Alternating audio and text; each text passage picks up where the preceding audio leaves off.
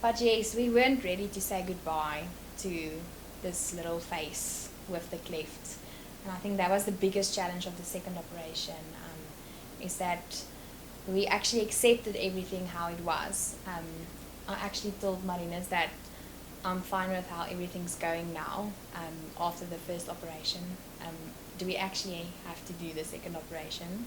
Knowing that we have to, it still felt like we are rejecting the face that she's got, and functionally she did so well after the first one, but we had to do the second operation because we knew, functionally it isn't all well. She needs a closed palate and lip for speech and to eat food and just to have a normal social life. She needs the second operation, but it was difficult. It was difficult to to actually prepare for a new face that you have no idea what it will look like, and other people's opinions about it. Still up to this day, it's hard for me when people say, sure, she looks so much better now, or they would compare the two faces with each other, or they will say, oh, now we can almost forget about the past 8 months, and one can never forget about this and just put it behind you. And we don't want to, because we are proud of the journey and the path that we've walked with her, and it will always be her history and her life, so we don't want to take this away from her, and we will always tell her about it and show her pictures and show other people pictures. So the second operation was much more emotional than the first one. Like I mentioned previously, with the first operation you can't physically see the difference, but with the second operation everything looks different, and yet you expect something different, but you still want the old different. But we are getting used to the new face and the new ways, how she's smiling and eating and drinking her bottle. But yes, we are just glad that it all went well, and that it went as planned. But it definitely is much more difficult than one would anticipate. And also, nowadays, if people tell me that it's just something fixable, I want to tell them to live the life that we've lived the past 8 months. It's not just something that you fix. It's a big process, and there's so much more behind the scenes and so much more that's happening behind the scenes for her to just go for that operation or two. So we are just glad that we had each other and lovely support systems, lovely people, and people cooked dinner for us. They took us out to just have a night out and took care, or looked after Amelie. So it was nice to feel all the love from outside. She's now about 4 weeks after the second operation, and we've just started using the nasal elevator again. It's supposed to support the plastic surgery that's been done to the nose, just to keep the structure of the nose upright. Because of the healing process, the nose tends to pull down a little bit after the operation for about 6 months. So the elevator just keeps the nose in place, and she's supposed to wear it until about a year of age.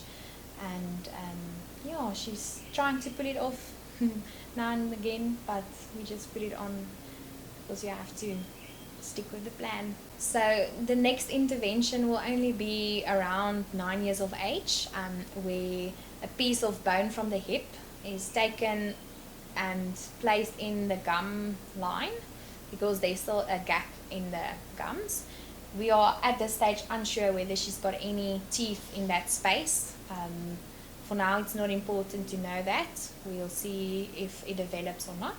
And then at 16 years of age, she's supposed to go for a nose reconstruction surgery as well. And then, the rest of the road will probably be speech therapy and making sure that she's eating and drinking adequately without any difficulties in the palate.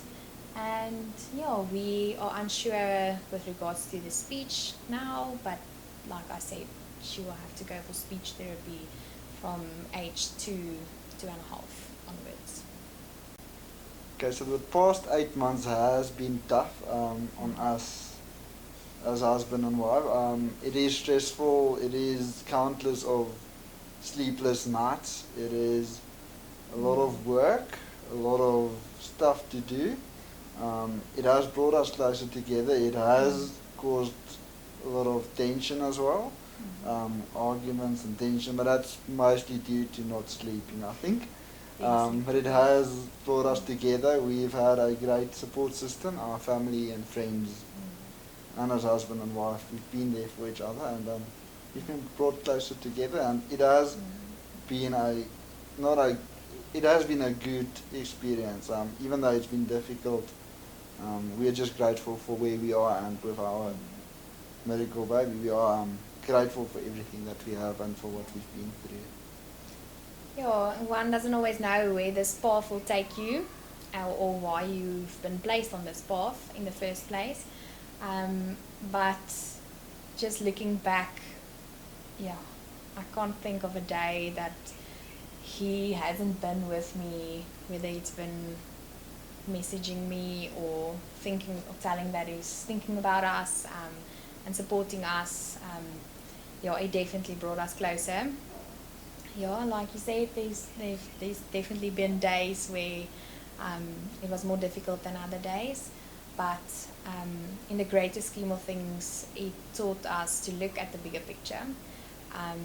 Yeah, and to stay calm and connected, and yes, to go back onto your knees and be grateful for all the little blessings. Because although this seems like a big thing, there are lots of other bigger blessings that overshadows this less blessing, if I can say it like that. Yeah. Otherwise, yeah, I can't think of another person to walk this journey with. And we've been really blessed with a otherwise healthy and fun, loving baby. She's probably our biggest gift ever, besides having each other.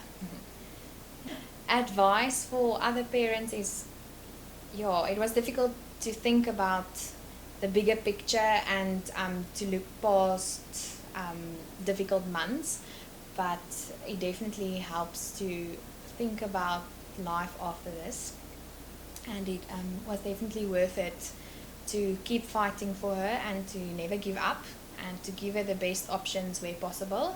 Yes, for myself, if I walk into someone who's having a difficult day or having a child with a deformity or a special needs child, to not comfort them with the seemingly good news on the outside, but rather to say that we pray for them, or that we'll think about them, or just good luck with your journey, with whatever difficulties you may face today or this week, instead of trying to fix them with words.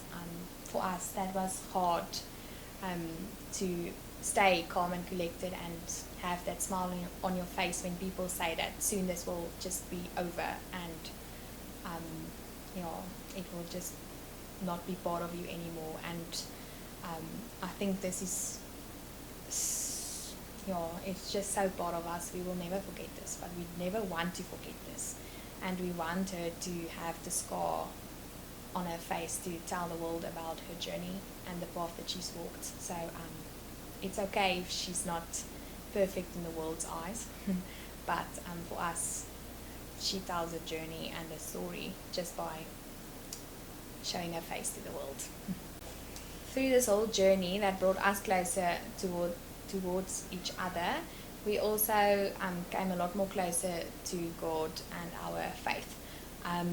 Although it tests you in many ways, sure, He placed us in this position for a reason, and although we are not yet sure why, we definitely feel much more empowered, and to give other people more hope.